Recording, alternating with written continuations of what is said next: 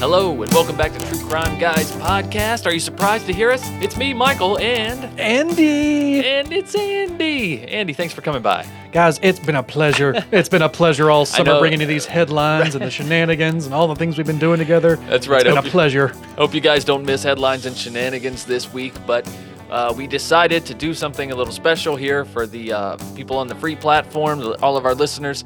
We decided to release it's the second Patreon exclusive episode that me and Andy ever did together, and it's the Texas Tower Sniper. It is. You can't read the title. It's a pretty good conversation we have together on that one too. It's one of our first long form episodes together. Yeah. So I mainly just want to get it out there because it is one of the most in-depth timelines I think I've ever done, maybe ever will do. Never will do. Learn from my mistakes. I just want that documented. You know what I'm saying? Yeah, just make sure everybody knows. Listen, this is what I can do. Look at what I'm capable of, okay? Cut me some slack, guys. Look at what I can do. Cut me some slack.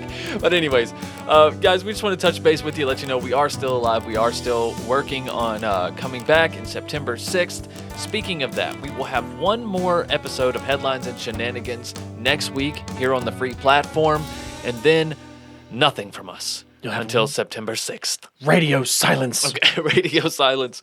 Of course, there is Patreon, patreon.com/truecrimeguys, where if you were a patron, then you could have possibly already heard this Texas Tower Sniper episode. But either way, we hope you will enjoy it. If not, there is a special treat that we recorded just for Patreon this week as well. But the Texas Tower Sniper was originally released on March 29th, 2023. Andy, do you remember way back then? Oh, it was I think it was a Tuesday. I think it was. We never released on a Tuesday. I don't remember it then. Well, we probably would have recorded it 3 days before that. Either way, early spring, right? Right? Yes, the springtime. You know, early spring. It was probably lovely in the studio, not sweltering. Oh, no, it's nice and chilly in here now. Actually, we got AC in the studio now. What an update. See, we are growing here as a podcast. Living in the modern age now.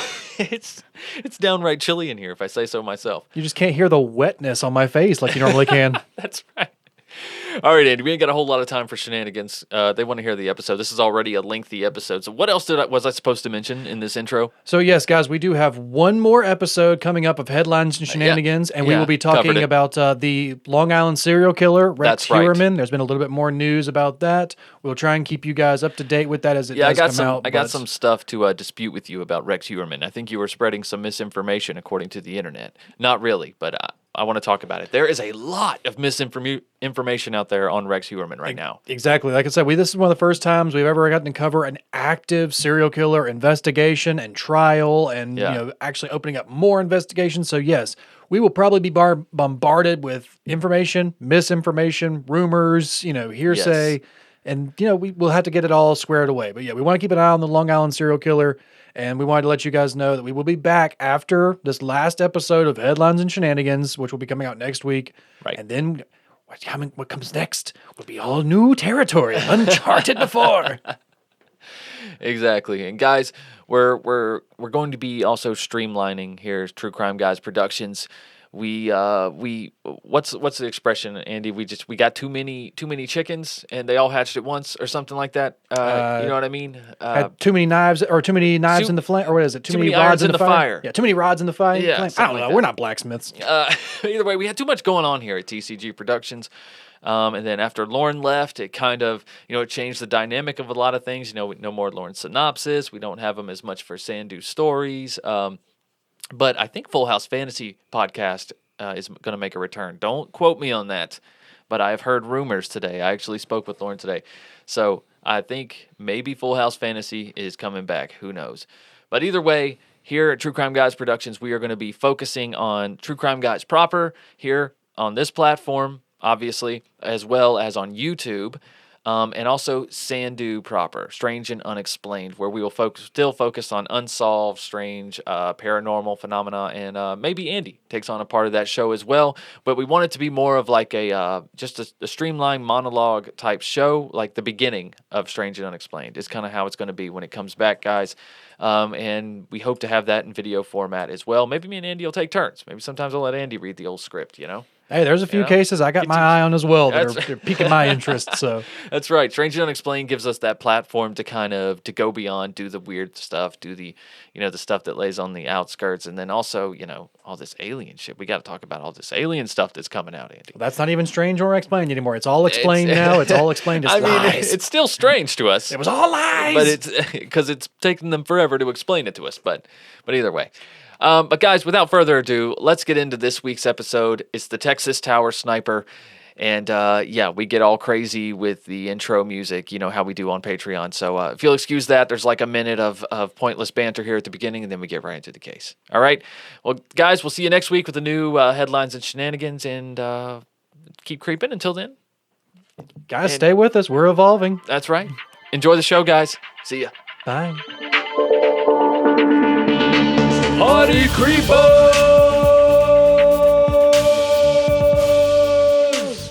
Woo! Harmony. Man. Andy, for your second Party Creepers, man. I know, I had to. I'm watching for the cues. You're watching for the cues. I'm watching for the cues. I know. It was always funny because, when me and Lauren would record over Zoom, even if I watched for his cue to start it, it was still too late. It was already too late. So like when we would get the audio and I'd be trying to lay them over each other, I'm like, what the hell? It's like the rest of the conversation I could fix except for the Party Creepers, and it'd be like, I have to cut this section and move my Party Creepers up so it lines up. It's this whole ordeal. Just because of like a little bit of a lag or something on the call? Yeah, because of Zoom, there's always that a couple seconds or whatever. Yeah, you got that sweet little... And we're and we're back. Now to you, Dan. No, but seriously, guys, super excited about this one. I killed myself on this timeline. I'm not even going to lie. I got a book called The Texas Tower Sniper by Ryan Green. I actually love Ryan Green as a true crime artist, honestly, as an author, rather. I read another book by him called... if you're an artist of true crime, that's not a... Yeah. I think that's just called a perpetrator. Right. But yeah, he writes very well. He does a lot of research, and also the way he portrays the story, the way he embellishes some of the things are very tasteful. I don't think it's I wouldn't even call it exaggeration, honestly. It's more like he's just pay attention to small details and little instances in every interview that he does, and he's an amazing true crime author. So Ryan Green, highly recommend. This book was about 4 hours, I would say, give or take, maybe a little more. I listened to it on time and a half or time and 0.75. Oh, you're on time and a half now? Yeah. You're in overtime now? I'm in halftime. But yeah, so guys, that's our main source for this, as well as others. If you guys want to go down the rabbit hole of the Texas Tower Sniper or Charles Whitman, feel free to check our sources down below. Murderpedia, also another great source for this. A podcast called All Crime, No Cattle, a Texas true crime podcast, did a phenomenal episode on this as well. I believe they might be a husband and wife duo. I'm not positive. But either way, they do a great job, so highly recommend that podcast as well. Nice.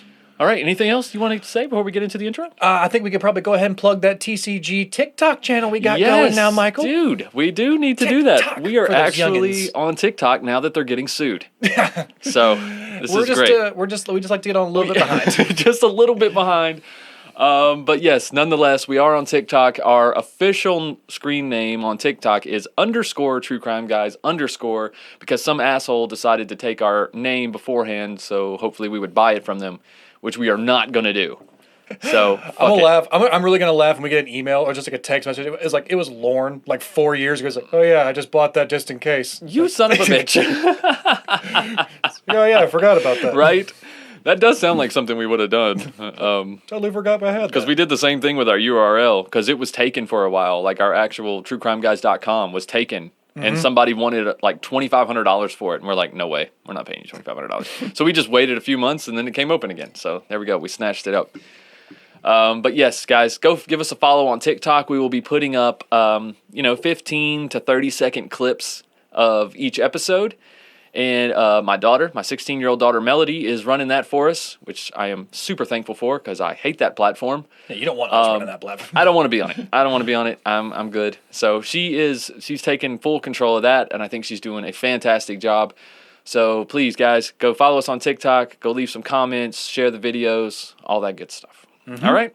You ready to get into this? Let's do it, potty Let's get creepers. into Charles Whitman. Let's do it. All right, we'll see you on the other side of the intro. BBC Television News now presents a special program on today's mass murder in the capital city. Here is KTBC Television News Editor Neil Spells. Good evening. One of history's worst mass murders occurred here in Austin today. By official count tonight, 49 persons were hit by gunfire.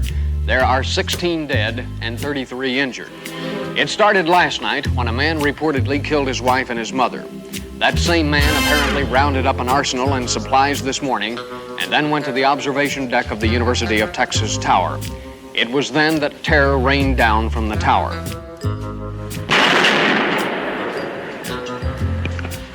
There must have been a hit that last time. We hear people outside of our building in an area where we can't now look safely saying, let's help that boy. Does he need help? Someone must be down.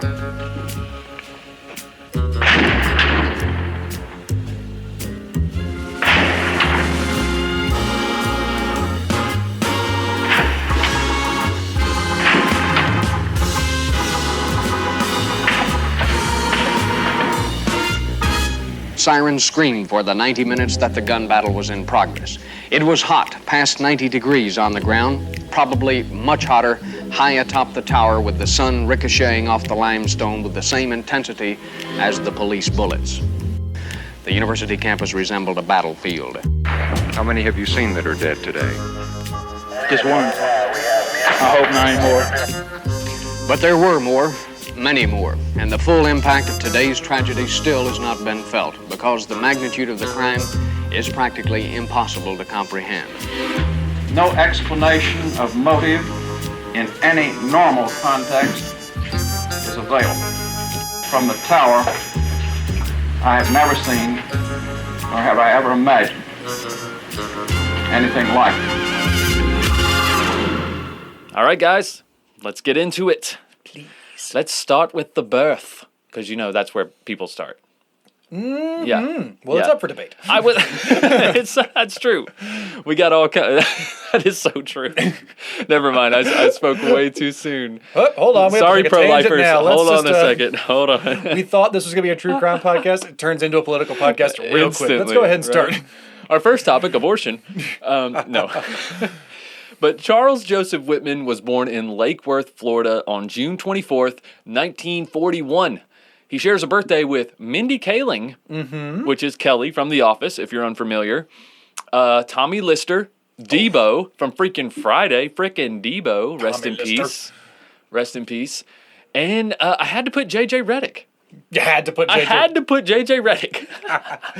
Just because. He's from North Carolina. Yes. He played for Duke. He's a legend. He's a North Carolina legend. And I had to put J.J. Reddick in here. Dude, I was J.J. Reddick in my backyard, dude. Shooting hoops, you know what I'm saying? I went to an all-star game right after he graduated from Duke. I went to like a celebrity all-star game that my dad got tickets to, and I think he like gave away a pair of autographed shoes, and like I just happened to be the one who got them. And they were like black Adidas or like black Nikes, and they had like the blue swish, and they were signed by J.J. Reddick. I am not a Duke fan. I never was. And then back in high school, I was a big Carolina fan. Oh, no. But I just got them, and one of my best friends was with me who was a huge Duke fan. No, you didn't. Yeah, I sold them. Wow. Not to him.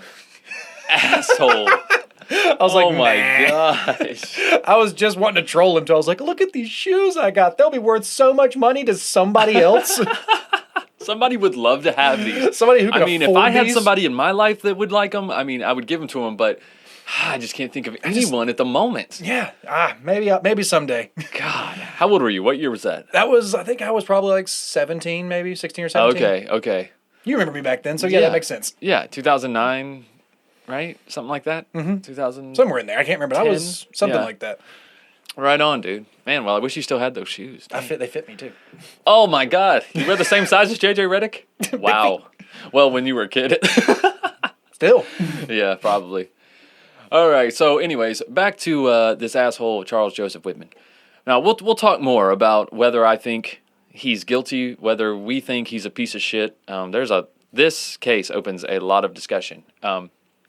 And, in the past, we really haven't covered a lot of these spree shooters on True Crime Guys because we don't want to make them famous. We don't want people copycatting this, thinking that, my name's going to be out there and all this shit. But I feel like with Charles Whitman, this is more of a mental disorder. And I think it's something that the light needs to be shed on. And like I said, I'll talk more about that at the end of the podcast when we're talking about his psychology, motives, and things like that. And it's also because this one is actually a bit more of a historical event. It's not just because we do experience a lot of mass shootings, but this is a bit more of a historical event because of it was kind of like the first big one. Exactly. So it's people study this case to be like, is this where it all started, or right. Okay. But Charles, he was the eldest of 3 boys. He was often described as a good-looking, intelligent, popular, all-American young man. His younger brothers were Patrick and John, and that's really all you need to know about them, because who cares? Because they just kind of... Patrick and John just kind of towed the line, honestly. And they didn't really get the brunt of their father's abuse, their father's expectations. That was more put on Charles as the older son. Yeah. Charles's parents were Charles Sr. and Margaret Whitman. At least Margaret, were devout Roman Catholics. His dad, on the other hand, was a devout asshole. He was strict, abusive, but nonetheless a self-made man who put up with no bullshit and ran a very tight ship. Yeah. Okay, so tight that when Charles went to the Marines later in his life, he was like, this is a nice relief. It's like, this my is God, nice. I can finally breathe. I only got to scrub my shoes once a day? This is nice. Only one bed inspection? Right. But when things weren't done Charles Sr.'s way, like we've alluded to, he was no stranger to violence. Things got pretty rough. And no one was excused from this in the family, not even his wife. Here's a quote from Charles Sr. about his wife. Quote, "I did on many occasions beat my wife. I have to admit it because of my temper. I knocked her around. But my wife was a fine woman and she understood my nature." End quote. Yeah, just a self-proclaimed wife beater. Just like, hey. But she still loves me, okay? Don't you? Don't you? It's that fucking old school mentality where the husband has to run shit. Everything has to be done his way. And I think a lot of, because of the pressure put on men at that time, every little imperfection that their family showed, they took it personal, and therefore it made them angry. Mm-hmm. Yes. Plus, you have to remember the Margaret is a devout Roman Catholic from her childhood through her life, so divorce is not really on her radar. That's right. That's right. He was also a self-confessed gun fanatic, Charles Sr. I'm talking about here, and he brought his boys up with a gun in their hands. His words. Teaching each of them to hunt as he slowly beat out any compassion that the boys had. And I put that in here because he noticed little Charles Jr., who's the main subject of our podcast today, had an affinity for animals growing up. And his dad... As most children do. And his dad hated that. His dad hated that he had pinpoint accuracy, even as a child, when it came to, a can or a target or a paper target or something like that. But he didn't want to shoot a squirrel. He didn't want to shoot a bird or whatever. But he quickly got over that. Yeah. Quickly. His dad, like I said, he wouldn't take no for an answer. And of course, when he finally did shoot an animal, his dad was probably ecstatic. So getting that approval from your father, getting that type of response would make him like, oh, this is a good thing. Yeah, I want to do this now. I think I heard him say he didn't even brag about how good of a shot he was until he shot an animal. It's like once he finally killed an animal, he was like, oh, that boy can hit an eyeball at a squirrel at 100 yards. Yeah, exactly. It's like I could have done the same thing with $1, but you didn't care until I shot a bird, until I shot something that actually mattered. That is exactly right. Exactly right. Yeah, like we said, little Charles Jr. was a natural when it came to these things. He caught on quickly and was quite accomplished in hunting and the outdoors at a very young age, making Eagle Scout at just 12 years old, which is, I think there's been quite a few scouts that have probably done that now, but at the time, that was unheard of. I think he was the first one. I think he's the youngest person, at his time, he was the youngest person to ever achieve Eagle Scout. I'm sure there's some genius that's been born between now and then and now that's done it. But yeah, I did. I thought I don't remember if that was actually proven or not that he was the youngest Eagle Scout in history, or at the time the first one at 12 years old. But right.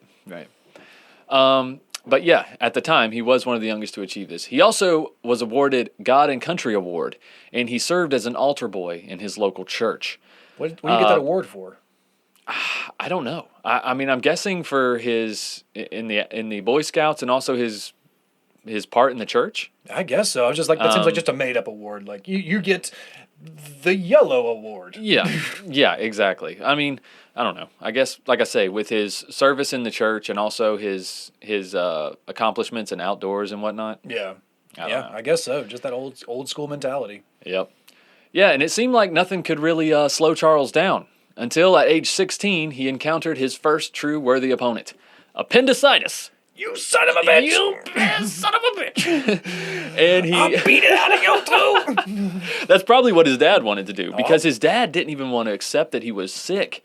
When he started complaining about it, he thought he was just bitching, because that's his dad saw sickness of any kind as illness. So like weakness. Weakness. That's what I'm sorry. He saw it as weakness. And so when he first got appendicitis, they ignored it for a while, but they found out this shit's serious, and he underwent an appendectomy, obviously.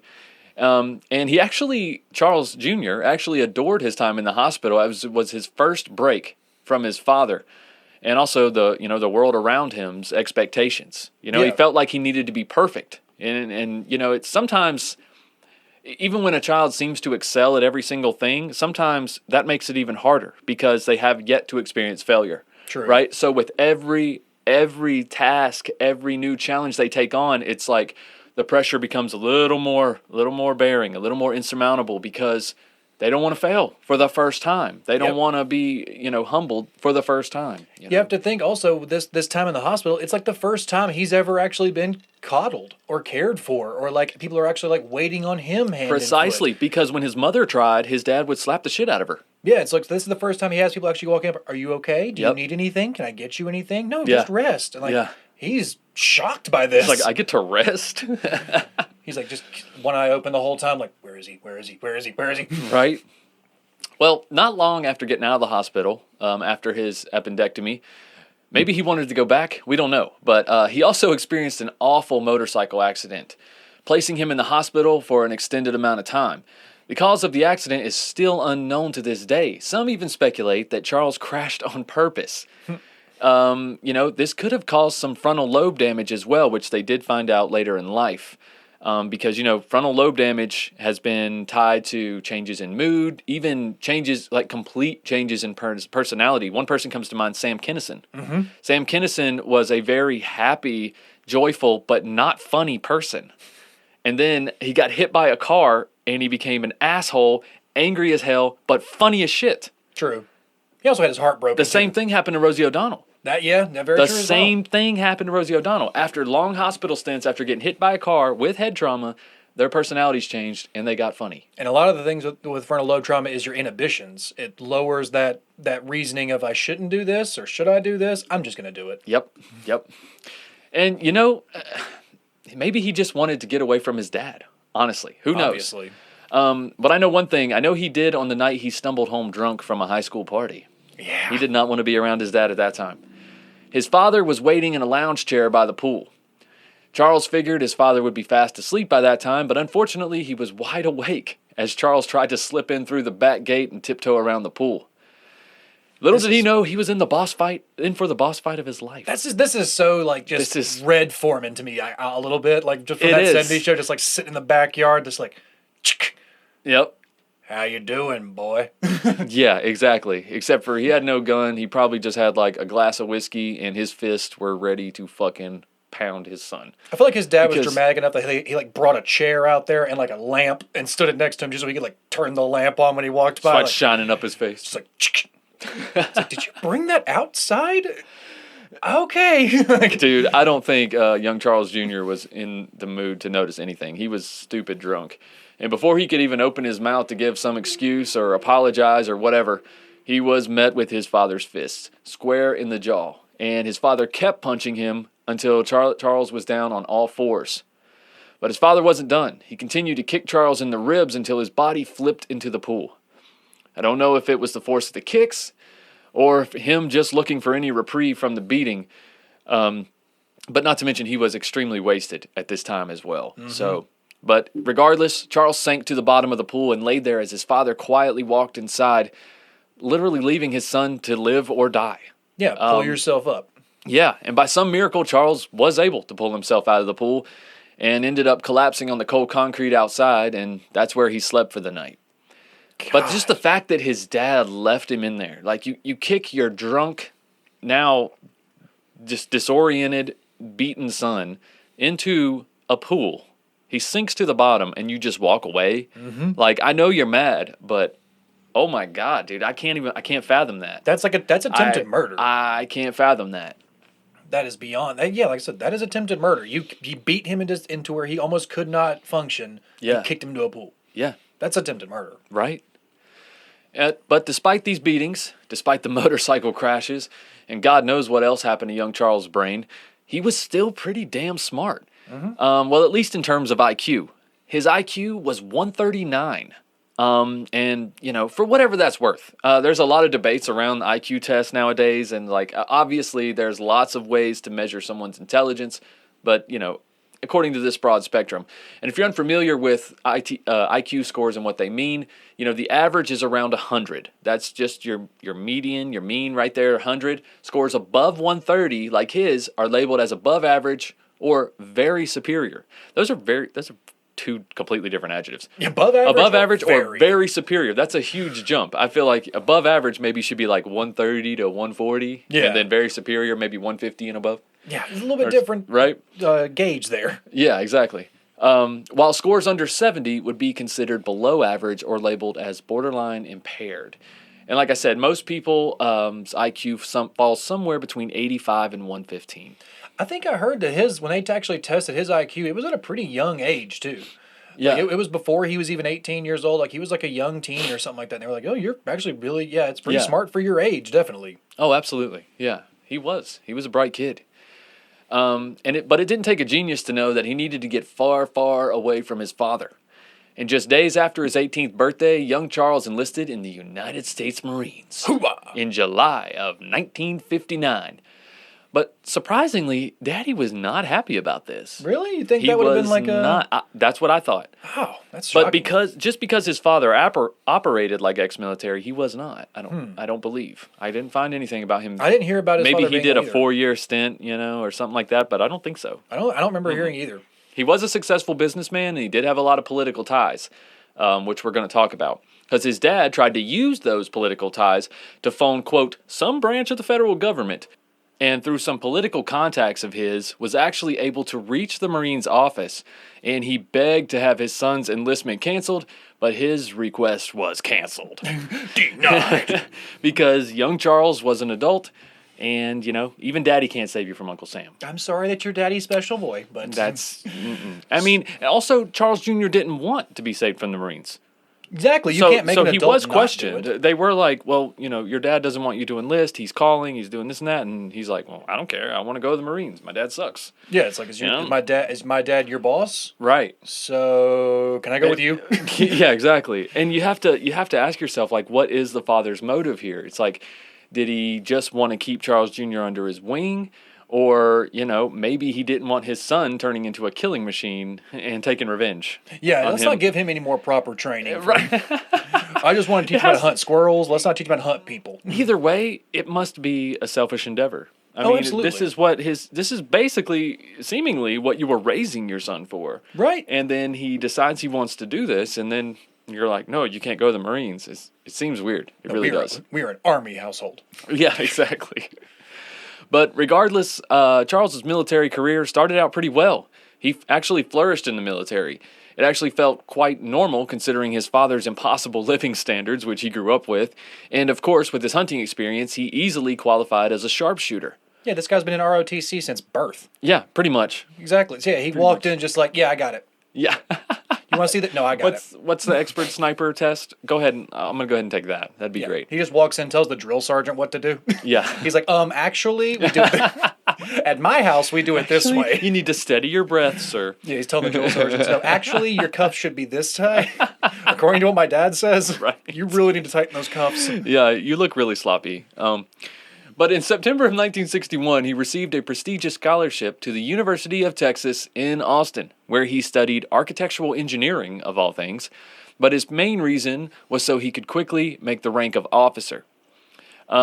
He's a smart Yeah, guy. that was so, his whole point. Was he had the qualifications to be an officer, other than either education and or time in the military. Right? You have to have one or the other. You can't just become an officer. Yeah, unless you're going to like West Point and graduating through exactly, that. and that's what I'm saying. That would count as education and experience. Yeah. At the same time.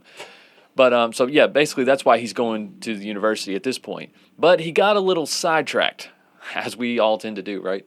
Yeah, college. It's college. While there, he met a girl by the name of Kathy Leisner, a fellow student, and after just 6 months of dating, they married in the summer of 1962. No. When I first saw her name, every time I thought it was Lesnar, and I just kept thinking Brock Lesnar. Brock Lesnar. It might be Lesnar, but I think it is Lesnar. Yeah. Yeah. But yeah, at the time he wasn't even really he was interested in girls, but he wasn't looking to date anyone. And the way the book tells it is, when he saw Kathy, he was like, "That's everything I want in a woman." Yeah. And now I want her. And I that's can how it like happens. girls now? Yeah. I can focus my attention on other that's things not now? here. Exactly. Oh, girl's pretty. Right. But it was also at this time, though, if Charles ever had a chance at a normal life, this was it. This was the spot. But he fucked it up. No. Mr. Perfect fucked it up for the first time in his life. And in 1963, the college withdrew his scholarship following a quote-unquote prank, or at least that's how he described it. Tell me about this prank, Michael. Yeah, let me tell you. Let me see if you think it's funny, Andy. Let's hear this prank Sinatra. As a joke, he claims that he shot a deer, drug it back to his dorm, and skinned it and processed it in his dorm bathroom. I mean, what's the big deal? It's hilarious. This is hilarious. Where is the punchline? That's what I'm trying to figure out. It's like everybody's just kind of waiting and waiting and waiting, and now we just have jerky. Where was the punchline? Right, that's it, dude. And I mean, I'm guessing they had public bathrooms too, like most dorms. Yeah, right? I'm guessing he didn't have his especially own. in the '60s. Yeah, he's not having a private bathroom in his dorm. No. Even so, that might be worse, right? People come over and your bathroom's just covered in blood. I'm just surprised you were able to get it into the dorm. Yeah, like you had to bring that thing back at a weird hour for no one to be like, I don't think that's campus appropriate. Right.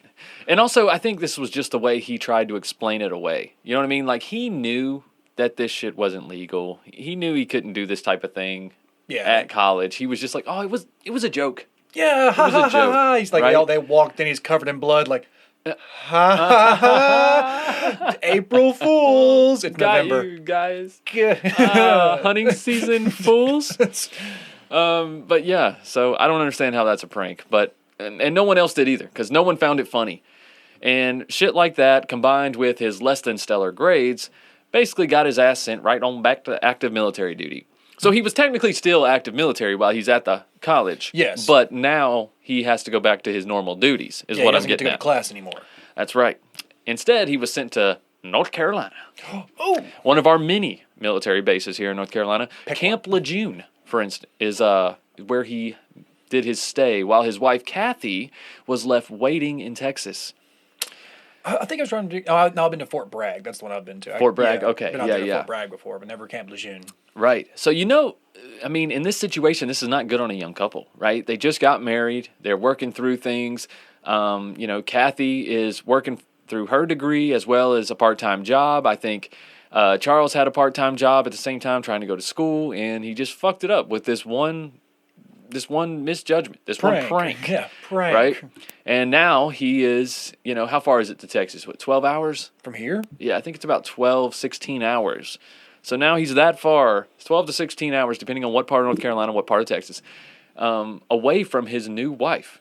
Yeah. And, that's not going to make things better. Not 1960s. You're not texting back and forth. You're not calling it every once in a while. Yeah. No, this only made things worse. And, for instance, in November of the same year, he was actually court-martialed for gambling with a member of his unit and also lending money for interest and possessing a personal firearm on base. He actually threatened another Marine that owed him $15 by brandishing his .25 caliber pistol while demanding his money. My money, man. Where's my money? $15, man. But times were tight. No, I heard somebody else. They were talking about the interest thing. It was like he loaned a friend like $30. Yeah. And then like shortly after, he's like, "You gonna pay me back?" And he's like, "Yeah, how much do I owe you?" He's like, 45. He's like, $15. It's been 3 days. Right. He's like, interest. Yeah, and they were. He's a bitch. That's just like the most shady shit to do. His father was a businessman, right? His father was a businessman. But naturally, this Marine that he threatened, this other one, turned him in. And Charles didn't really try to hide or deny anything, really. During the investigation, he was found with a .25 caliber pistol and 2 rounds of 7.62 millimeter ammunition, which is standard for an M14 rifle. I don't know what you're going to do with 2 rounds, but still, you can't have it. And in court, he pleaded guilty to all charges except the charge of threatening another Marine. He just adamantly denied that. That was the threat where he flashed the pistol and apparently threatened bodily harm as well. But regardless of him denying that, he was still found guilty of all charges. So I think I do understand the ammo thing, why you can't have that. It's I could be wrong, but I think it's because on bases, when you go and check out a weapon, right, you don't get ammo from the same thing. You have to go to another place to check out your ammo for it. Okay. So I think that maybe it's like if he had a spare round, if he checked out a weapon, then he could fire that weapon without ever reporting that he got ammo for it. I think that's the thing I gathered from that. It's like if you have to get your ammo from another department. And so if you have your own ammo, you could easily get a gun, shoot it, and no one would know where you got the bullet. Makes sense. So I think that's where they were going with that. Makes sense. Okay. Well, for punishment, he was sentenced to 30 days confinement, and whatever that means. I mean, I guess that's in jail. In the hole, maybe? On the base. Solitary, maybe? I don't know. Maybe they have a holding cell on base in Camp Lejeune. I'm sure they do. It's just a waiting room. Right. And then he had 90 days of hard labor after that. And he was busted back down to private again because he had been Lance Corporal. So, and in December of 1964, he was honorably discharged and returned home to his faithful wife, Kathy.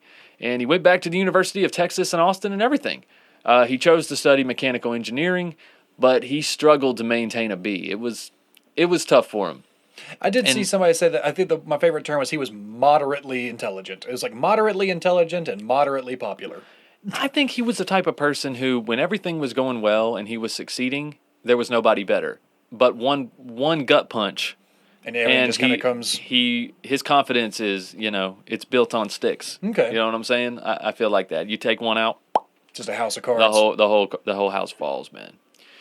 And also, upon his return, Kathy had already graduated and was now teaching at Lanier High School in Austin full-time and holding down a side job to help support the young couple's finances during that time, including bearing the costs of Charles' tuition because, the military wasn't footing the bill anymore. Exactly, yeah. He's not part of the military anymore. And this irked Charles to every degree because he hated this. He felt worthless. He felt like he was, he was the exact opposite of what his father raised him to be. You know what I'm saying? He's completely relying on his wife. Not that there's anything wrong with that, but in 1961, raised the way he was, you could see how this could irritate him. Now, was the military? He did get a paycheck from the military at this time, correct? He's still in active duty. No, This is after he's discharged. Okay, so this is after the discharge. Honorable discharge. So he doesn't have any source of income at this point, correct? None. Okay. None. Not until a short bit later, where he does start working as a bill collector for a finance company, and then he took on a second job as a bank teller in Austin National Bank. Yeah, he wasn't going to just let her do everything. Too prideful. But what the irony of it is, though, when he also takes on 2 jobs, it's like, well, now you never see each other.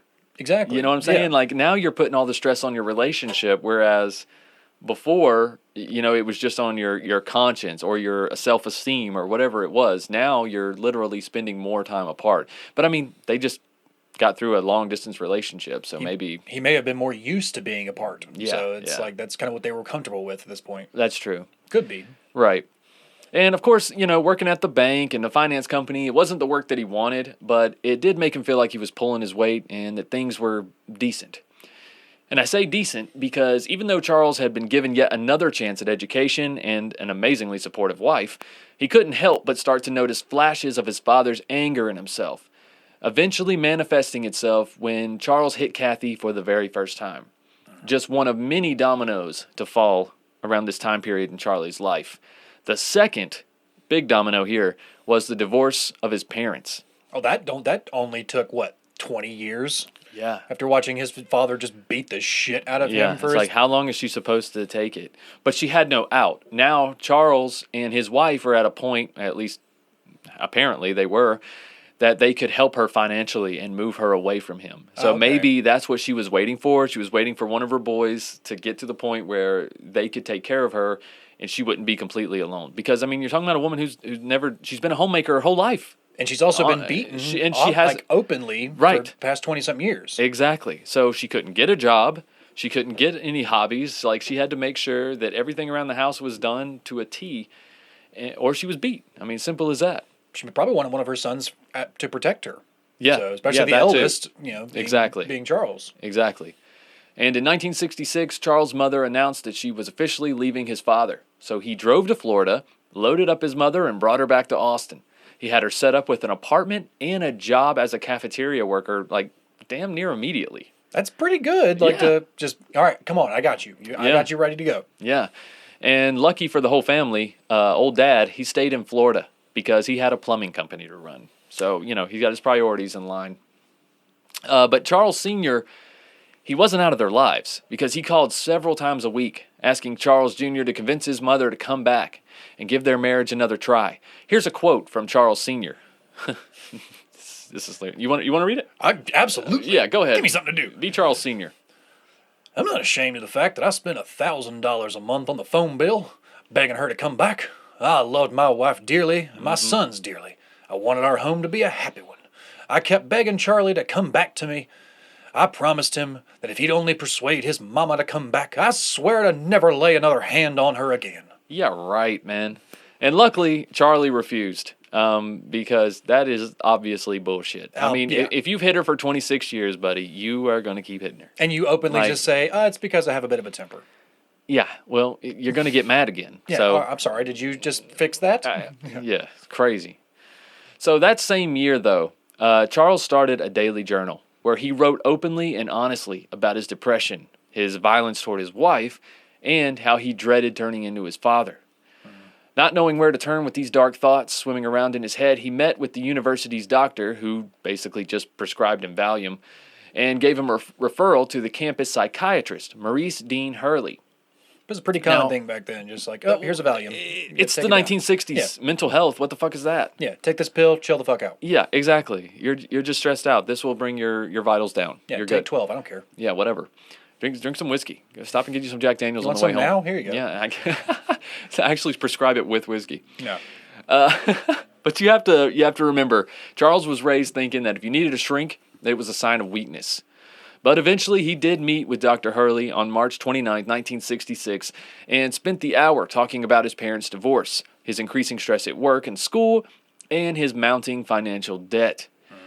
Now, an interesting takeaway from the meeting, at one point he said that he had an urge to, quote, start shooting people with a deer rifle from the university tower, end quote. That's damn specific. Are you a medium? Can you see into the future? That is damn specific. I mean, and now as crazy as that statement seems, in hindsight, obviously, in the moment, Dr. Hurley really had no reason to panic because, in all honesty, students came to him all the time talking about throwing themselves from the tower, shooting from the tower, or at least that's the way the Ryan Green book made it sound, and I don't know why you would lie about that. And also, the tower is a fixation point of the campus. It is like the center point. It's the center point. It's their pride and joy. They built it like that for a reason. It's baffling. And at the time in the 60s, anyone could go up there for any reason. You could go up there and read a book if you want to. You just go hang out all day, whatever you want to do. Exactly. The rules back then were amazing.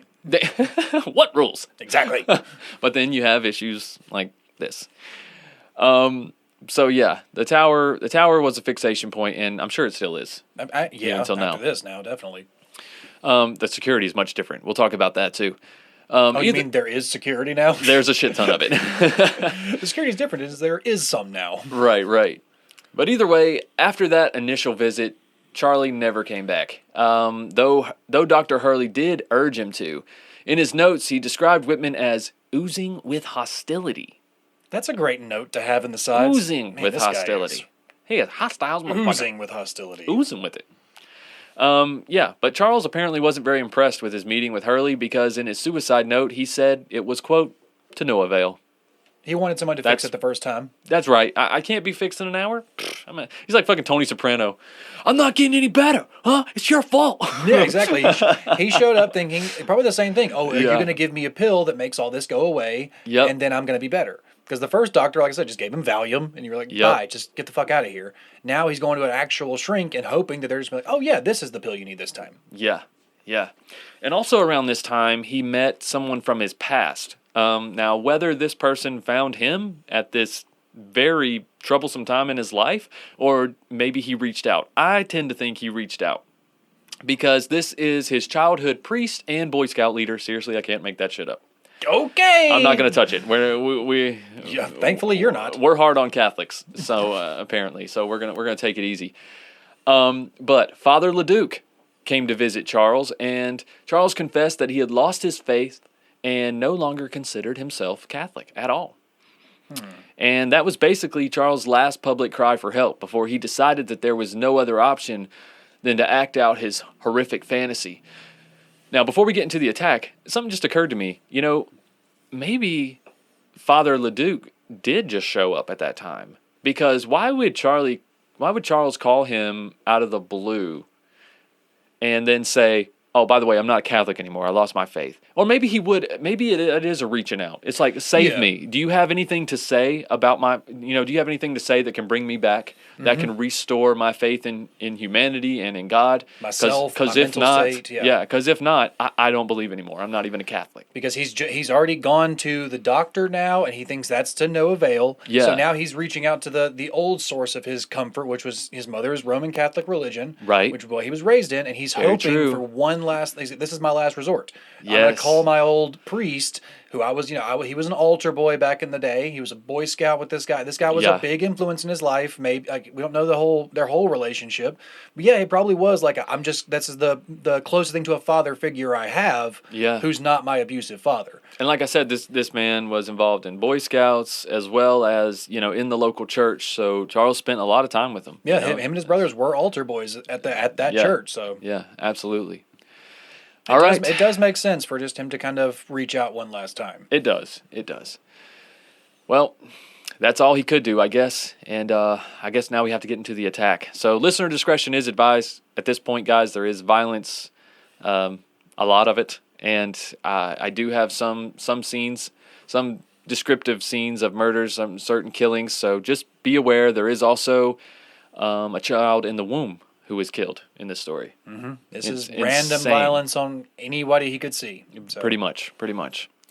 So the day before the attack, Charles went to a local hardware store and purchased binoculars and a knife. He then picked up his wife from her summer job, and the pair went to a matinee movie.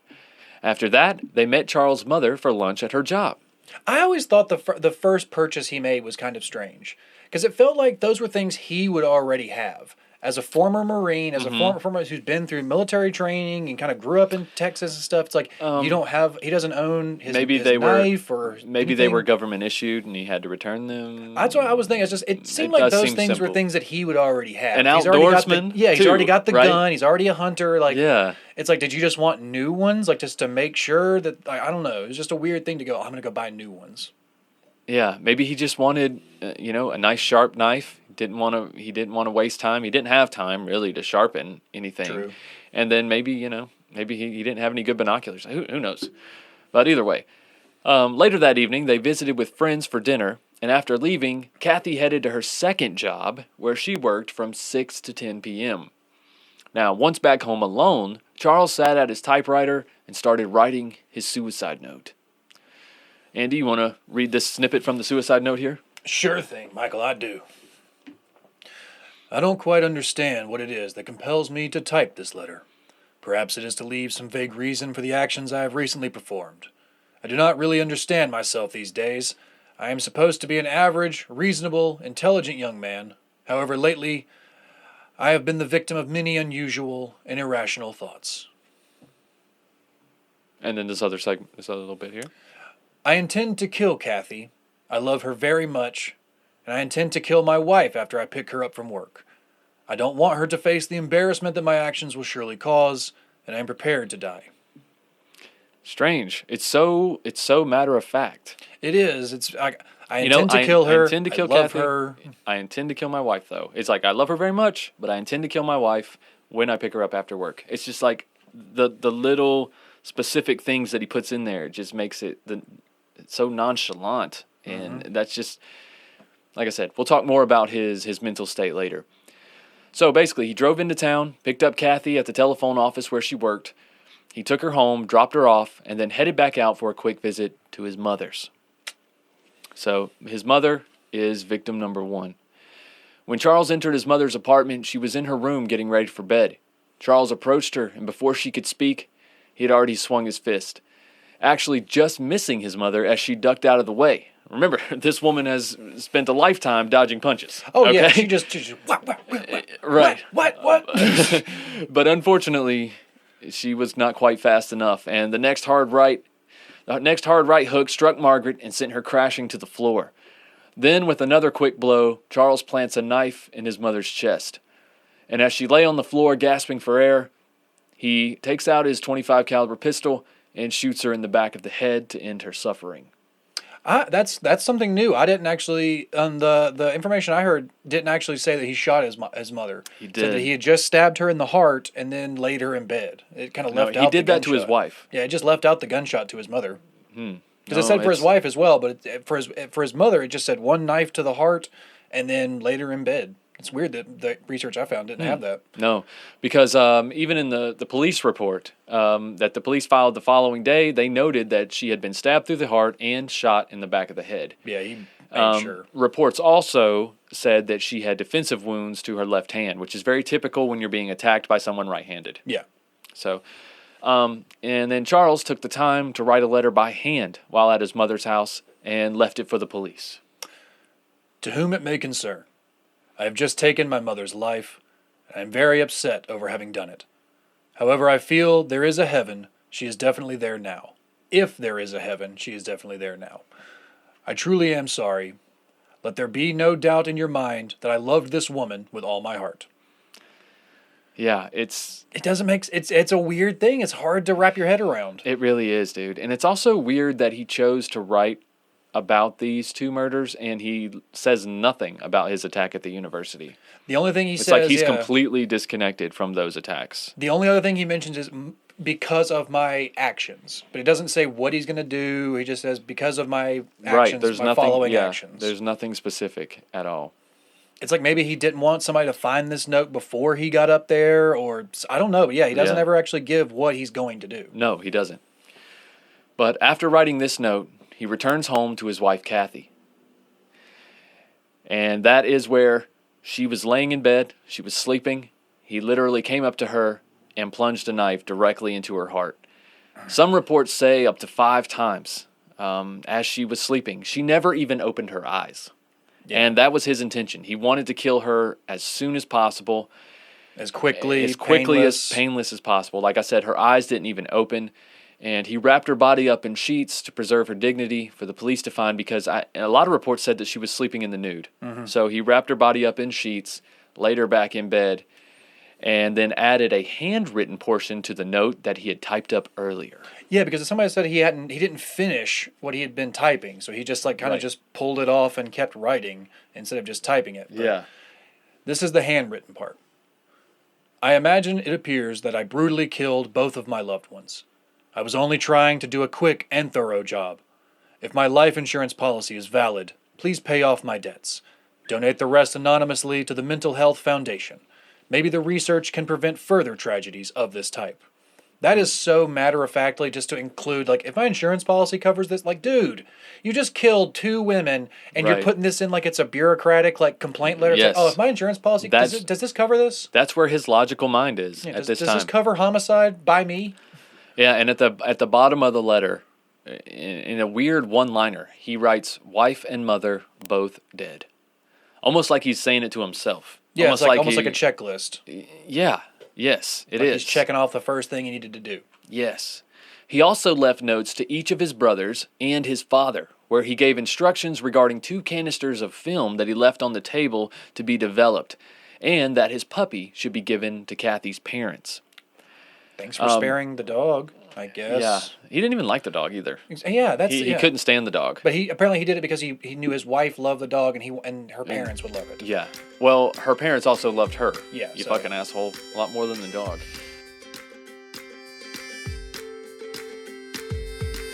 What's up, creepers? It's Andy here, and helping you try to banish those end of summer blues with HelloFresh. No need to stress about how you'll handle it all this fall, because HelloFresh takes care of the meal planning, delivers pre-portioned ingredients right to your home. So whipping up a homemade meal is a piece of the cake. And if you got families as big as ours, sometimes they're hungry all the damn time. You know what you can do? You can add snacks, you can add sides, or more things to your weekly HelloFresh order. Just simply shop HelloFresh Market and take your pick from a curated selection of over 100 add-on items. Still not enough. We need more. Everyone likes getting a fresh package at the door, but everyone likes it better when that package gets to fill that belly. Recently at our house, we got to open up a fresh box with a mushroom and herb shepherd's pie, taking us back to the old country and filling our bellies for a fortnight with some nice juicy potatoes and button mushrooms, nice topped with sour cream and carrots. Oh, I can smell it again already. So if new, simple, and tasty sounds great to you, go to HelloFresh.com/50Creeper and use code 50Creeper for 50% off plus free shipping. Again, that is HelloFresh.com/50Creeper and use code 50Creeper for 50% off plus free shipping. Like, we got some nice spaghetti and herb Italian beef with ragu tonight. It's going to be so tasty. Join us next time. He also thought ahead for the next day to buy himself some more time. He called Kathy's job to inform her supervisor that Kathy would be staying home sick the following day, and he made the exact same call to his mother's employer a few hours later. And the next morning, on July 31st, 1966, it was that dreadful morning. It was hot, with a high of 98 degrees in Austin, Texas. Damn! They sweating like a mofo out there. That's one of those things. It's very hard to kind of prove the insanity thing when you're making these calls ahead to try and cover your tracks to make sure you get more time. He's not insane. He just doesn't know why he's taking these actions. Yeah, it's like that's one of the things they have consistently tried to study, because it's not insanity. It's just a man who broke. Yeah. Yes. And around 9:15 in the morning, Charles rented a dolly and cashed a check for $250.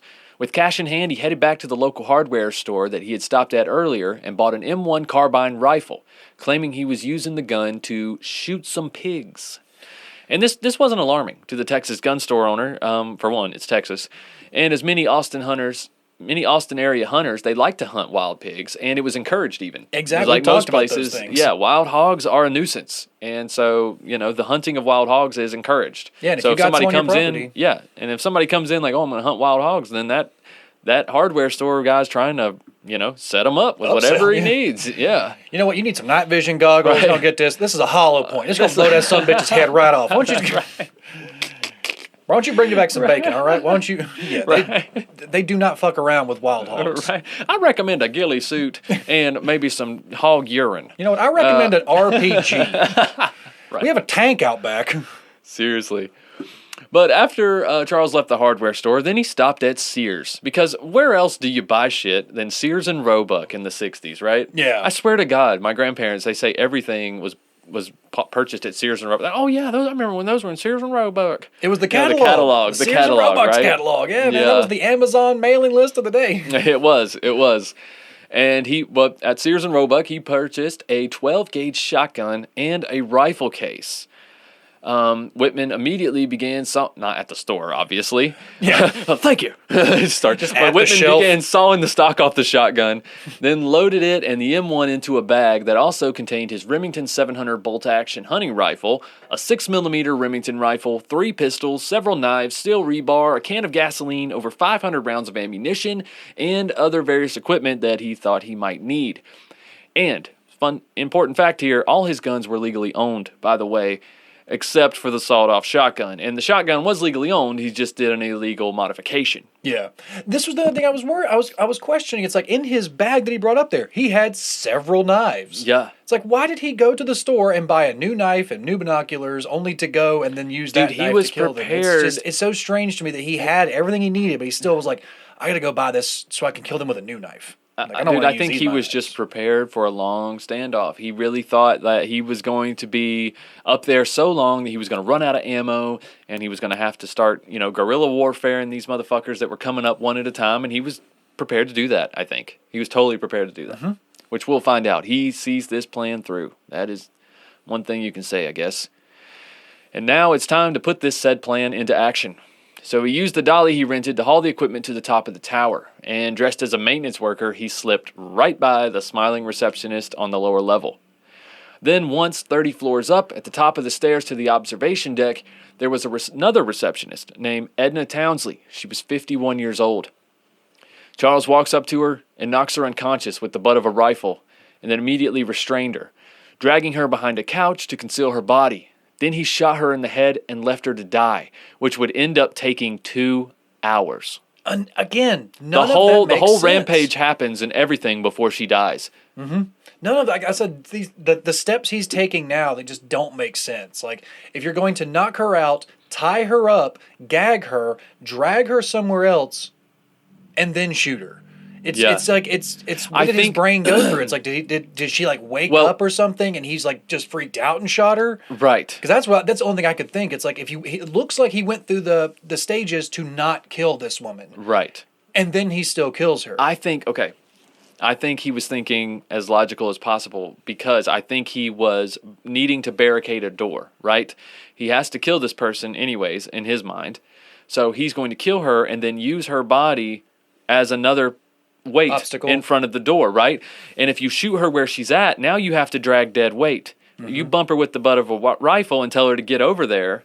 But he did. You see what I'm saying? But the thing, he knocked her unconscious, restrained her, and then drug her over there. Yeah, so it's like true. that's why I'm wondering. It's like I think maybe it feels to me like he wasn't going to kill this woman, and that possibly she woke back up when he was dragging her. Yeah. And then maybe he shot her. Yes, Because possibly. it just seems like this is the only person that he actually went through a few steps to not murder. Right. And it just didn't make any sense. Also, with just him showing up as a maintenance worker, I questioned that at first, and then I realized this is the '60s. He just had a tool belt on. That's all you needed. Right. There's no jumpsuit. There's no name. It's just tool belt. Just tool belt. That's all you needed back That's all then. you needed. Yep. And look decent, which Yeah, he had did. Had duffel bag, dolly and a tool belt. That's Yeah, all you and needed. he looked completely trustworthy, for the time. Clean cut, clean shaven, whatnot. But like I said, now that he was alone at the top, he needed to barricade himself in. But just then, the elevators opened, and 2 tourist families came up the stairs. Man, talk about wrong place, wrong time, dude. The Gabor family and the Lamports were both headed up to check out the view when they encountered Whitman. Charlie smiled and nodded and then opened fire on the group, killing 15-year-old Mark Gabor and his 45-year-old aunt, Marguerite Lamport. So these 2 families knew each other. He continued to fire as the families fled back down the stairs.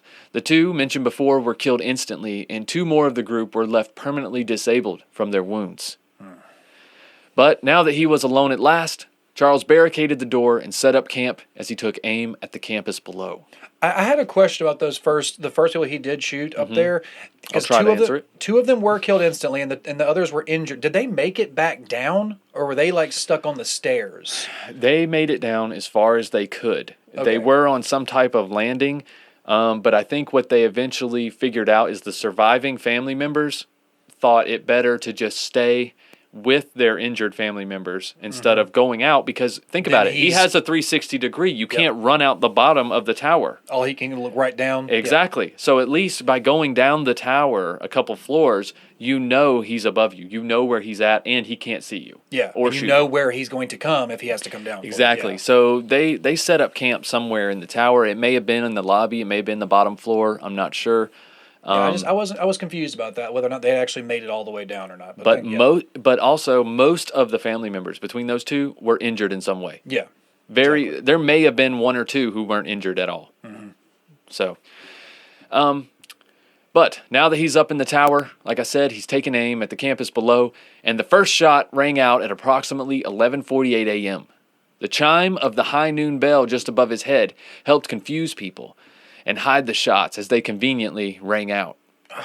He literally timed it. He timed it. Yeah. He timed it with the With clock. The chimes.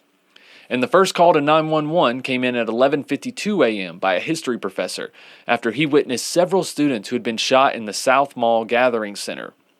I guess this is a certain area of campus, and this area is very exposed. If you're in the South Mall area of it, then you're basically in a giant open courtyard, and a lot of victims fish in were a barrel, killed so there. to speak. Pretty much.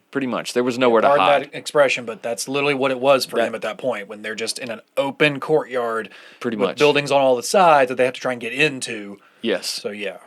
One witness recalled watching as a victim that had been struck in the groin teetered off his bike and then ultimately crashed. This had been 17-year-old Alec Hernandez, who was delivering newspapers around campus. The witness was somewhat amused by it at first, thinking that Alec had just had an accident. But then he said people started falling, and he knew that this was no laughing matter. When everyone began to realize that it was rifle shots they heard, panic truly began to set in. Mm-hmm. And Whitman shot without discretion, targeting anyone and everyone he could. If they caught his attention, he fired at them. He didn't care about gender nor age. Any open target he could see, That's was right. Open game. It was awful. Yep. And as I alluded to earlier, his youngest victim hadn't even been born yet.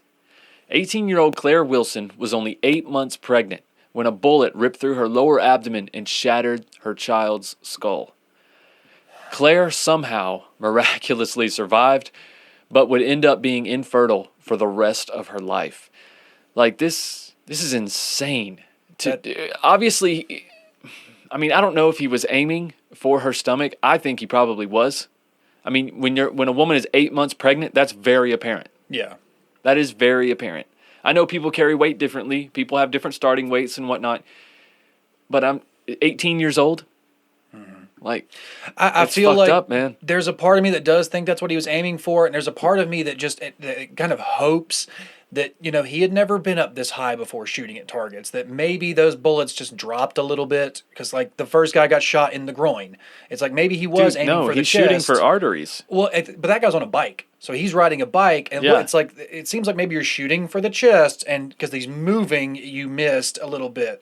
So I don't think he missed it all, dude, because almost all his shots were in arteries. Even people he shot, he just shot at whatever he had a clean shot at. Mm-hmm. I believe that too. It's just like a part of me wants to kind of hope that maybe he was trying to aim for the chest and the bullet just dropped.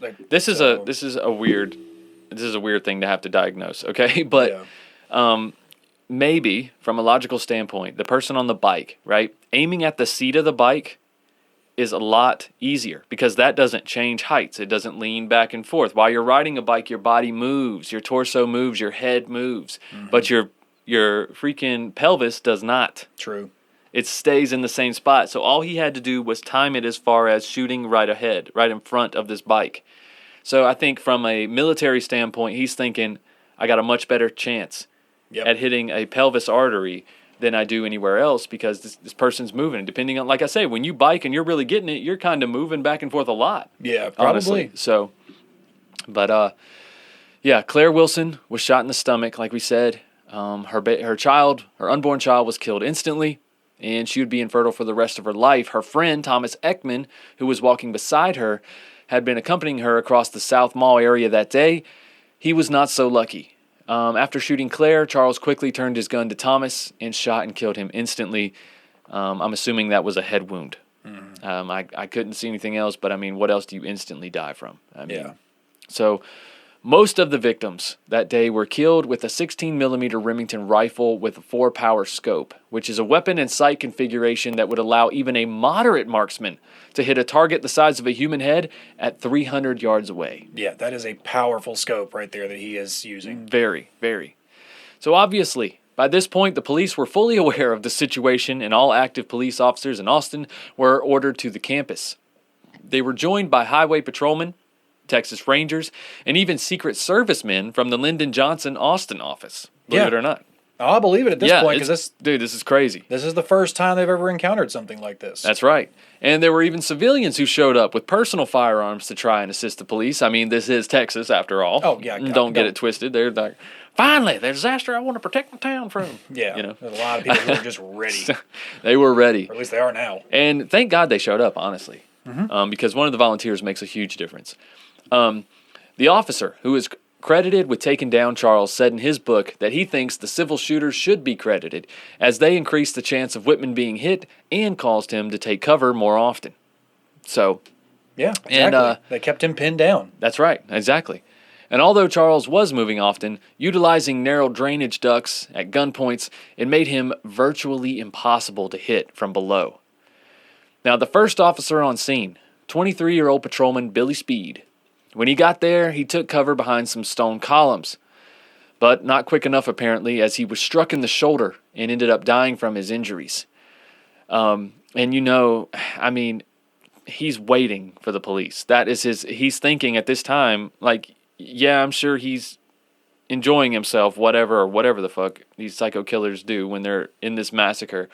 But when the police show up, he's like, okay, finally, someone worthy. Yeah. You know what I'm saying? He's like, this is where you begin to make your stand. It's easier to justify killing them. That's what I'm saying. So the first officer on the scene, especially arriving alone, you have no chance. He can see 360 degrees, miles you can't see him. out. He sees you coming into the campus. He's already moved in position, and when you get out of your car, he's shooting you. I mean, exactly. Yeah, you that's had just no it. chance. I felt so bad too because that guy had such a great cop name. Officer Billy Speed, right? It's such a great cop name. He sounds like Billy Speed. He sounds like a superhero. It sounds like a Keanu Reeves character. It's like a superhero's real name. Yeah, Billy Speed. Yeah, it does. Right. But the police, they decided they'd try a different tactic. So they tried to use a small airplane to take down Whitman. In the plane was a sharpshooter and police lieutenant Marion Lee. They hoped to get a clear shot at him from the sky, but they quickly came under fire and were forced to retreat when Charles sunk 4 shots into the plane's fuselage almost immediately. Yeah, this isn't a military transport or something like that. It's just a local plane. Like, that was so easy for him to hit. Like, yeah. And one of the most difficult things about this attack was that it made it very difficult to even try to assist the injured. No one within the sight of the tower was safe. Morris Holman experienced this firsthand. He was the driver of an ambulance that had responded to the shootings. While attempting to help another victim in the South Mall area, like we talked about earlier, he was shot in the leg, the bullet striking his artery again. Luckily, Morris was rushed to the local ER in need of a blood transfusion, and maybe the only bright spot in the story, this is when people started hearing about the shooting, and they jumped into action. And not just with the guns. Yeah. All the local blood banks had lines around the corner.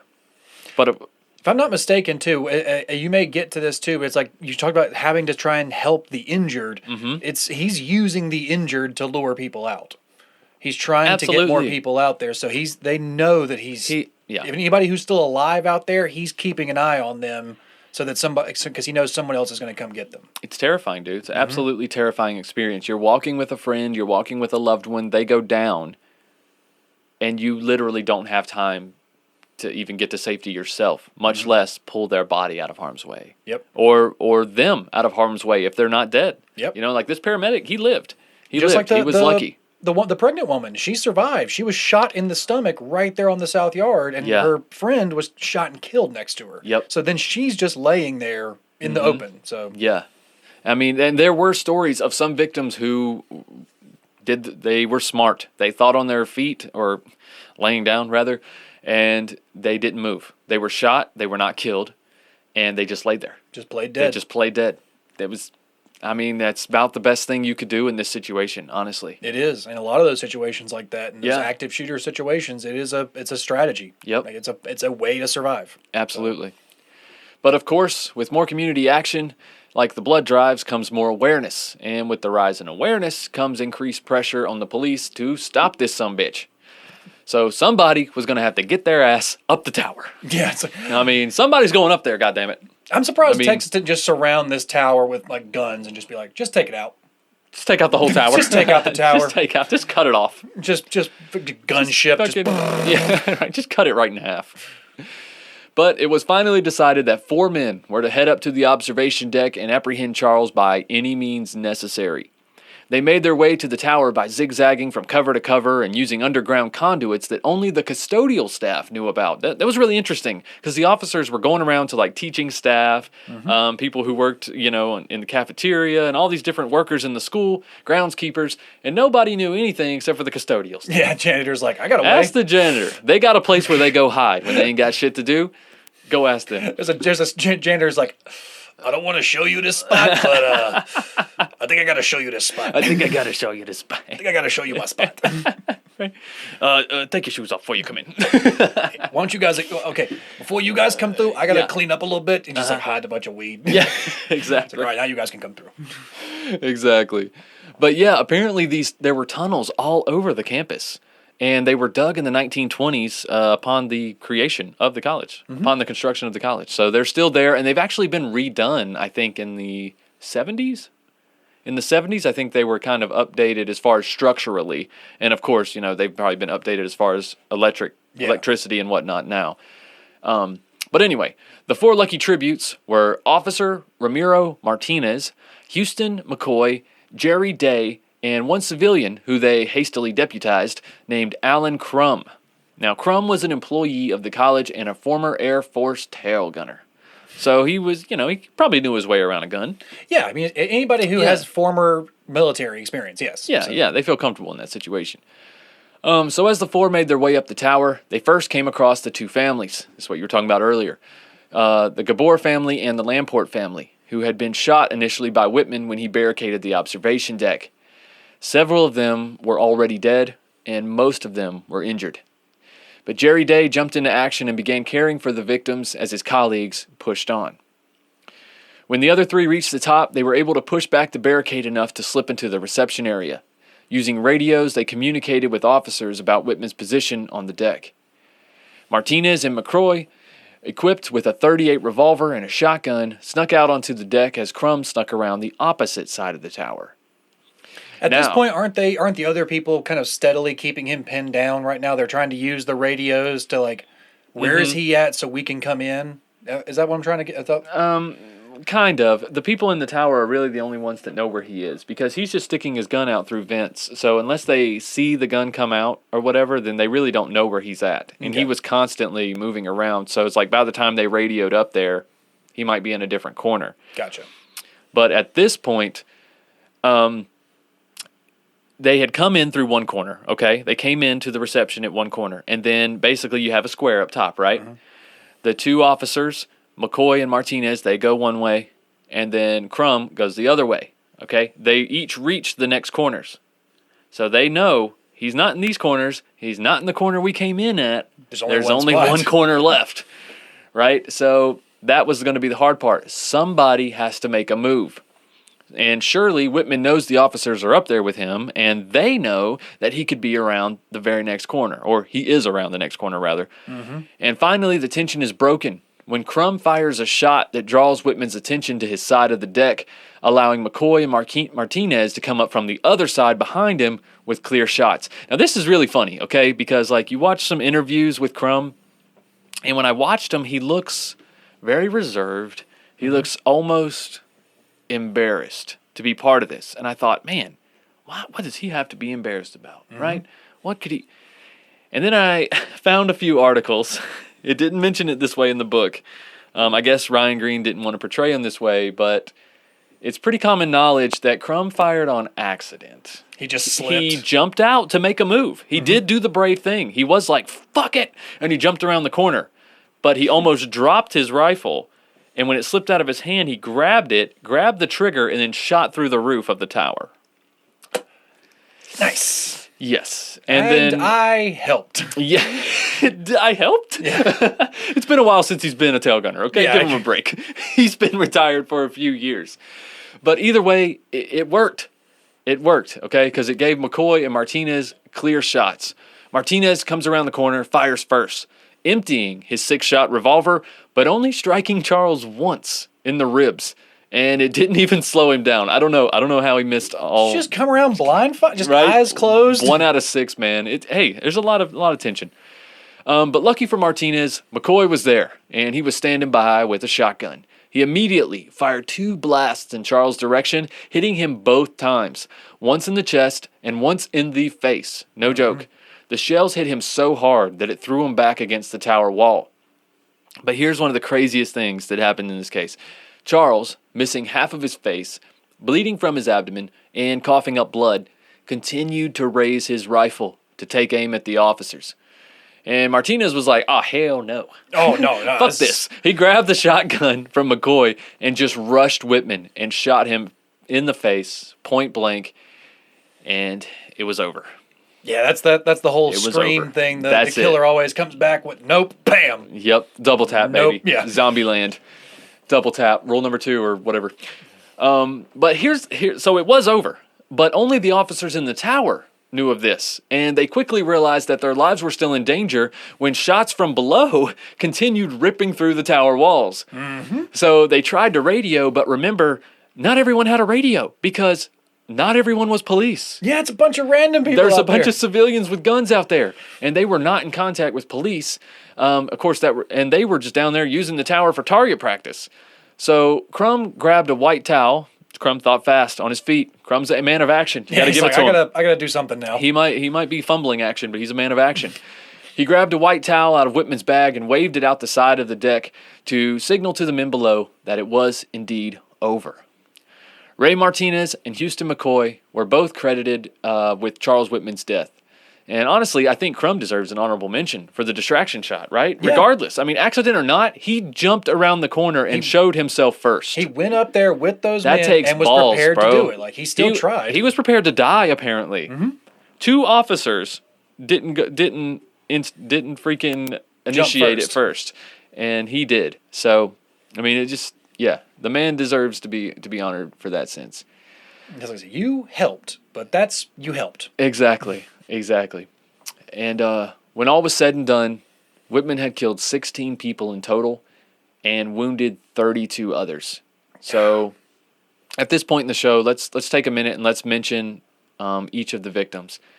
Starting with his own mother, Margaret Whitman, his wife, Kathy Whitman, Edna Townsley, Marguerite Lamport, Mark Gabor, Thomas Ekman, Robert Boyer, Thomas Ashton, Thomas Carr, Billy Speed, Harry Walchuk, Paul Sontag, Claudia Rutt, Roy Schmidt, Karen Griffith, David Grumby, and of course, Claire Wilson's unborn child. Yeah, and one of those, I think one of the later ones you said, that Karen Griffin, she died after a week in the hospital. Oh, Yeah, David Gumby died after 30 years. Mm-hmm. Because he finally took himself off dialysis, which we'll talk about that a little bit more. In one of his notes, Charles asked to be cremated, but this request was not respected because fuck him. That's why. Because fuck you. Because fuck him. Exactly. We're putting you in a garbage disposal. But instead, Whitman and his mother shared an awkward funeral service where his coffin was draped with a flag, because he was a veteran. I don't know how I feel about that, dude. Yeah, it's like you are sharing a funeral with your mother, but you killed your mother, and your family's gonna come to this, and then also we're honoring you, like we're giving you the salute and all this shit, and you get a flag on your coffin. Like, no, I don't think so. I feel like that should be like I don't that think gets so. striked. You get your military service is striked. If you then take like your military training to go murder a bunch of innocent people, Right. you don't get to have a military funeral. I don't think so, man. Yeah, it's like, no, it doesn't matter if you helped us out do anything else. Nah. You went and fucking shot a bunch of civilians. Right? Nope, we don't. Yep, nope, your name's off the list now. Seriously, throw him in the ocean, bro. Like, whatever. It Like I said, put him in a garbage disposal. Take him to a recycling plant.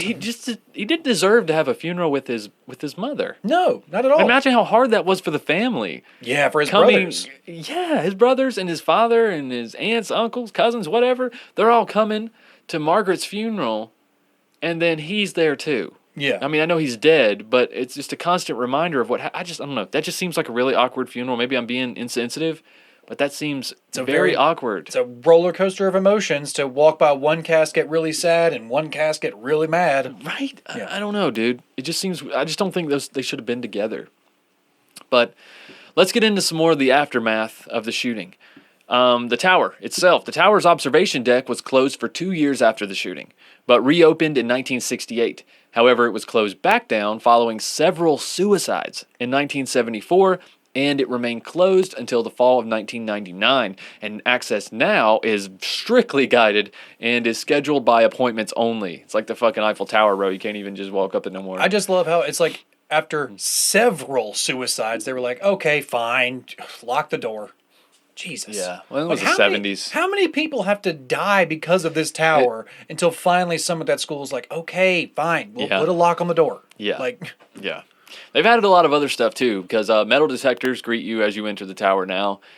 And but still, scars from that day of the shooting can be seen in the tower's limestone, which is just insane. That's so haunting to just see the bullet marks that are all over that tower. There's also video that there's a broadcast, a local news broadcast from that specific day, like later that day, and they have actual footage, and it's just a camera that's just focused on the top of the tower, and you just see bits and smoke, just all the firing shots hitting the tower in real time, and it's disturbing, honestly, because there's no music, there's no nothing, no one's talking. You're just seeing this event happen in real time. And it looks like it's a war zone, but it's not. It's a not. college campus at the top of a bell tower. Yeah. This isn't in the middle of some active combat. Exactly.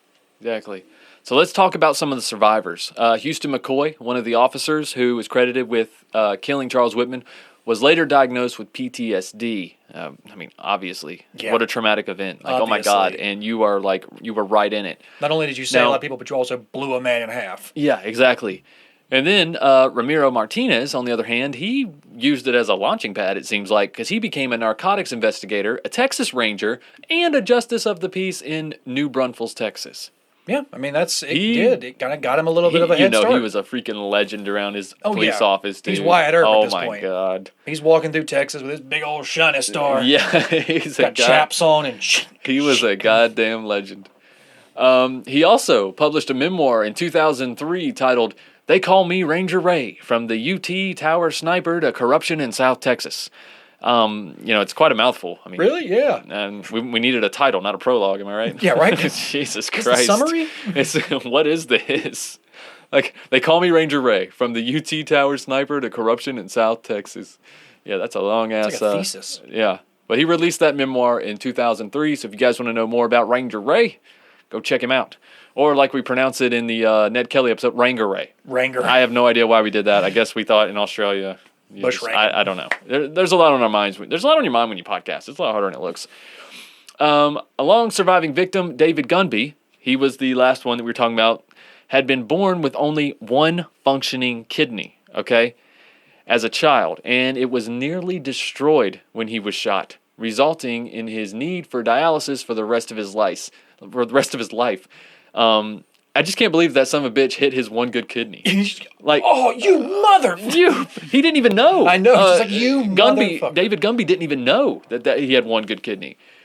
Really? He didn't even know at the time? Can you imagine? You got to be like, what did I do in my life? My God. Yeah. To get shot in my one fucking good kidney. I only got one, and you shot it? You know what, though? I mean, I guess it was slightly better than getting shot in the spine and then like being paralyzed forever. But in a way, he kind of was. Because on dialysis for the next 30 needed years. Dialysis for 30 years. Mm-hmm. And like I said, after living 30 years on dialysis, his health was fading, and David announced that he was refusing the treatments. And he passed away within a week on November 12th, 2001. And since he died from a direct result of injuries, his cause of death was still listed as a homicide. 30 years later. Yeah. That's crazy, right? It's a 30-year homicide. It's the slowest murder ever. He committed some of the quickest murders and also the slowest murders ever. Mm-hmm. But yeah, Charles Whitman slaughtered 16 people. He wounded 32 others that are suffering from serious physical and mental illnesses. Whitman obviously had some kind of mental illness of his own. He was prescribed Dexedrine at the time of the shooting, although the autopsy showed that no sign of it was in his system. But that would be weak to take medicine. Yeah, exactly. But interestingly enough, his autopsy did reveal a cancerous glioblastoma tumor in his hypothalamus region of his brain. You know what that is, Andy? It's the region that's supposed to keep your body balanced and in a stable state called homeostasis. And your hypothalamus is like your body's smart control, pretty much. Is that why them alligators are so ornery? They are. That's actually because they're double oblongata. Oh, and because they have so much teeth. They can't take out no teeth. And they got no toothbrush. All them teeth.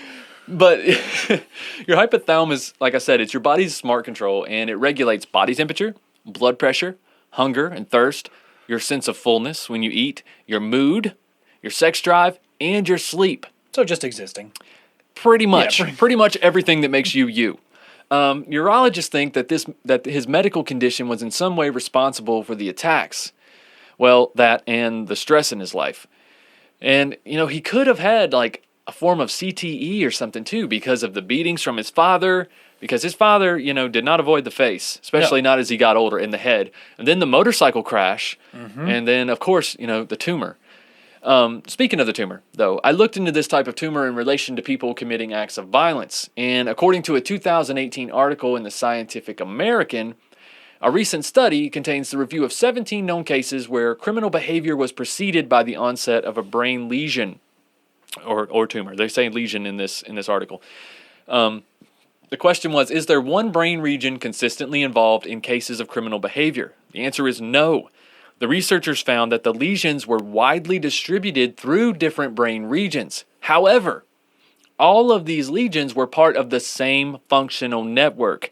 They were just located on different parts of a single circuit that normally allows neurons to cooperate with each other on specific cognitive tasks.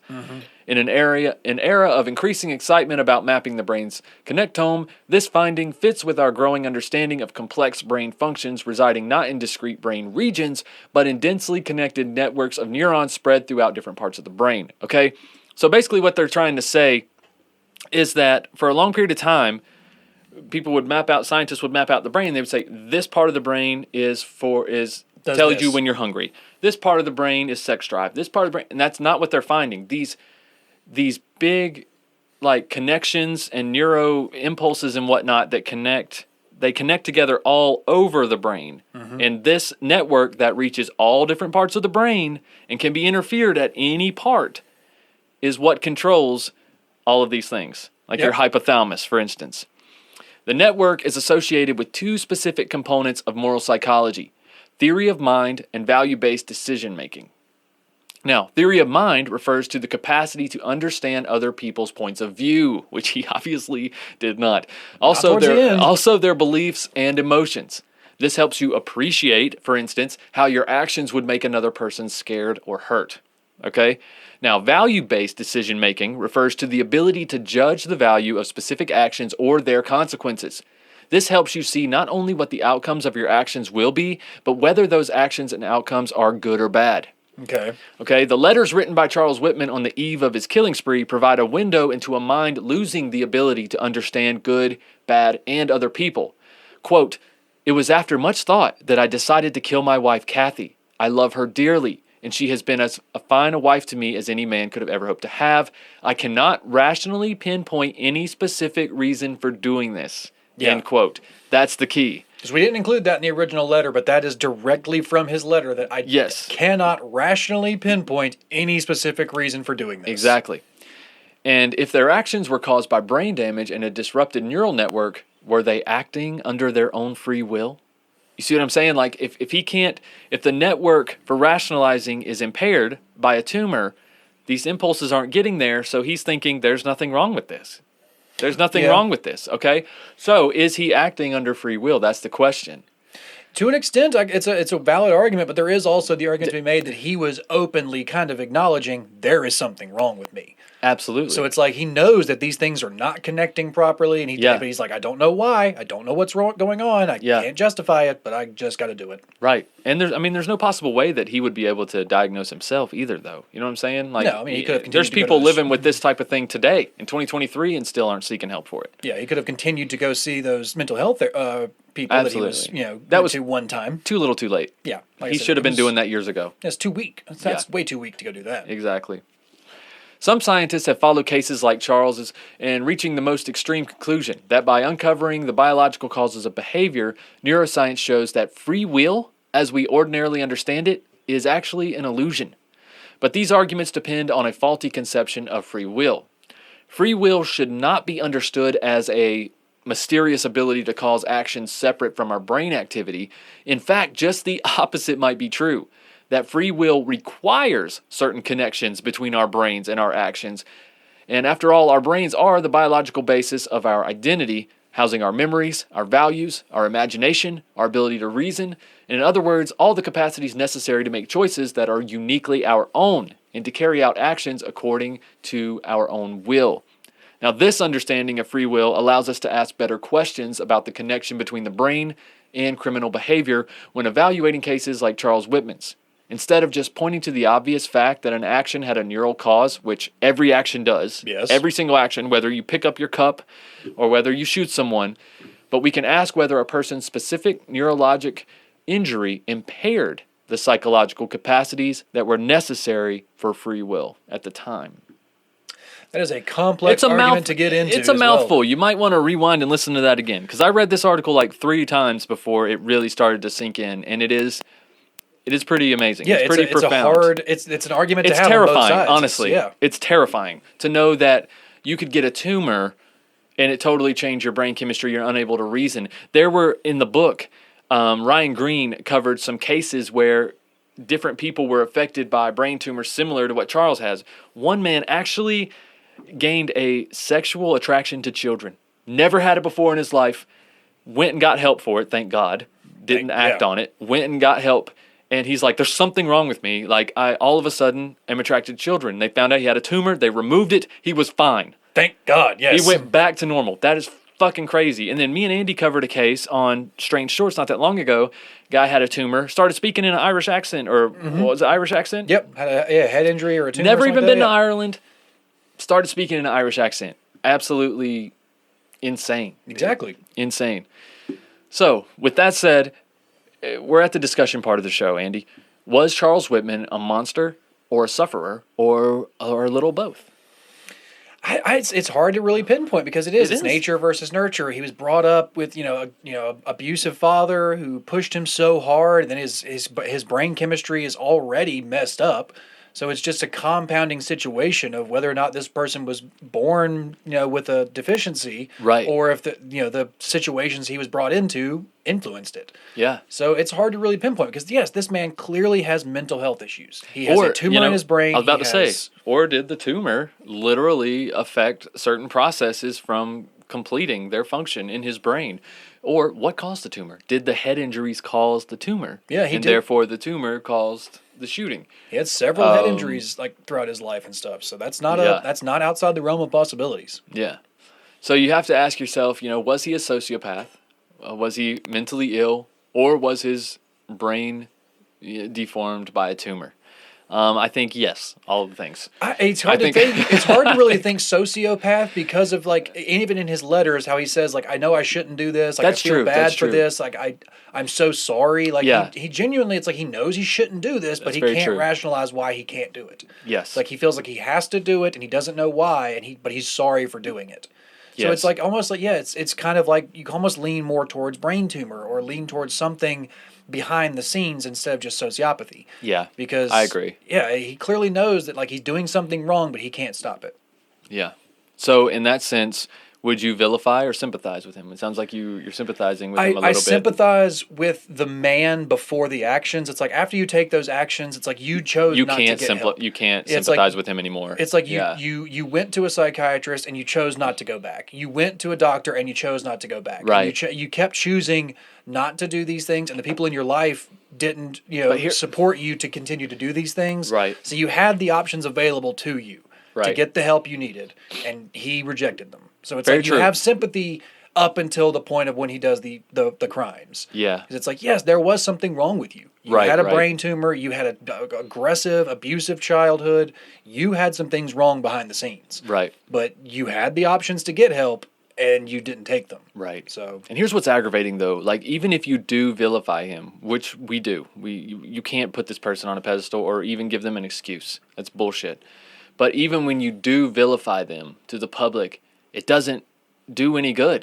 Does it deter future shooters? Because I don't think it does. no, because you're still talking about them. You're still making a whole story about them.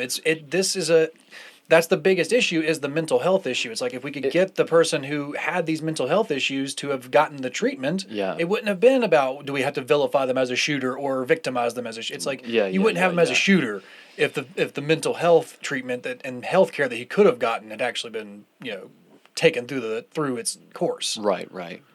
Well, either way, guys, it's a tough discussion, and you can go round and round with this. And, I found this quote at the end of one of the articles that I read, and I thought it was perfect to end this episode on. It says, as we struggle to contain accelerating gun violence in the U.S., let's at least let our choices be based on research and evidence rather than on prejudice and preconception. But guys, thank you so much. All of you new patrons, all of you old patrons, thank you even more. And guys, tell your friends about Patreon. Also, let them know there's a free trial, right? So if they're tight, whatever, they can try it for 7 days. Just get a little taste. Yeah, just get a little taste. A little 7 days for free. That's what we like to do. We like to give them a little taste. Don't we, First Andy? one's for free. That's right. First one's free, guys, for 7 whole days. That's how we hook 'em. Credit card information is required. That's how we And so guys, we'll see you next week. Thanks again, and keep creeping. I think you should. Yeah, Let's do that. let's do that. See you guys. Bye. True crime guys, in the desert we like a mirage. It's okay if you clicked on us cause you thought we was True Crime Garage. Now we ain't mad at you, sit down, let us talk at you. I'm talking to the creeper army, we out here making murder, get murder, get murder. True crime guys, in the desert we like a mirage. It's okay if you clicked on us cause you thought we was True Crime Garage. Now we ain't mad at you, sit down, let us talk at you. I'm talking to the creeper army, we out here making murder charming.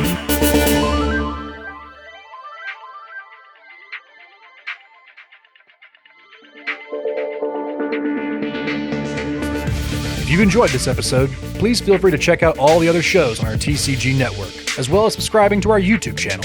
Starting every Monday with new episodes of Strange and Unexplained, followed every other Tuesday by our audio drama podcast, Sandu Stories. Then, of course, new episodes of True Crime Guys every Wednesday. And if that's not enough, head on over to our Patreon, where you can have access to hundreds of hours of exclusive content, including older episodes, strange shorts, the latest edition of Sandu Stories, and, of course, higher thoughts. But until next time, guys, keep creeping. You hush your mouth, boy.